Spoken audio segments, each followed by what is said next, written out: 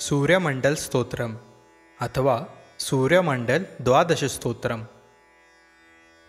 नमः सवित्रे जगदेकचक्षुषे जगत्प्रसूतिस्थितिनाशहेतवे त्रयीमयाय त्रिगुणात्मधारिणे विरञ्चि नारायण शङ्करात्मन्।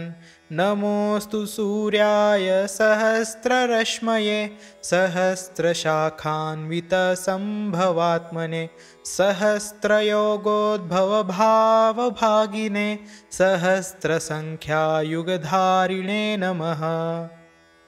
यन्मण्डलं दीप्तिकरं विशालं रत्नप्रभं तीव्रमनादिरूपं दारिद्र्यदुःखक्षयकारणं च पुनातु मां तत्सवितुर्वरेण्यं। यन्मण्डलं देवगणैः सुपूजितं विप्रैः स्तुतं भावनमुक्तिकोविदं तं देवदेवं प्रणमामि सूर्यं पुनातु मां तत्सवितुर्वरेण्यं। यन्मण्डलं ज्ञानघनं त्वगम्यं त्रैलोक्यपूज्यं त्रिगुणात्मरूपं समस्ततेजोमयदिव्यरूपं पुनातु मां तत्सवितुर्वरेण्यं। यन्मण्डलं गूढमतिप्रबोधं धर्मस्य वृद्धिं करुते जनानं यत्सर्वपापक्षयकारणं च पुनातु मां तत्सवितुर्वरेण्यं। यन्मण्डलं व्याधिविनाशदक्षं यदृग्यजुहुसामसु सम्प्रगीतं प्रकाशितं येन च भूरभुवस्वः पुनातु मां तत्सवितुर्वरेण्यं। यन्मण्डलं वेदविदो वदन्ति गायन्ति यच्चारणसिद्धसङ्गः यद्योगिनो योगजुषां च सङ्गः पुनातु मां तत्सवितुर्वरेण्यं। यन्मण्डलं सर्वजनैश्च पूजितं ज्योतिश्च कुर्यादिह मर्त्यलोके यत्कालकालद्यमनादिरूपं पुनातु मां तत्सवितुर्वरेण्यं।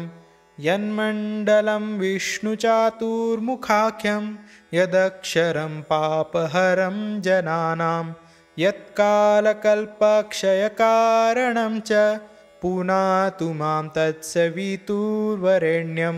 यन्मण्डलं विश्वसृजं प्रसिद्धमुत्पत्तिरक्षाप्रलयप्रगल्भं यस्मिन् जगत् संहरतेऽखिलं च पुनातु मां तत्सवितुर्वरेण्यं।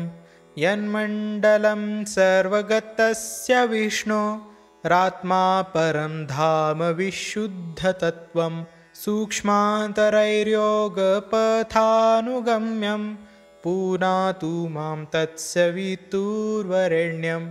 यन्मण्डलं वेदविदो वदन्ति गायन्ति यच्चारणसिद्धसङ्गः यन्मण्डलं वेदविदः स्मरन्ति पुनातु मां तत्सवितुर्वरेण्यं। यन्मण्डलं वेदविदोपगीतं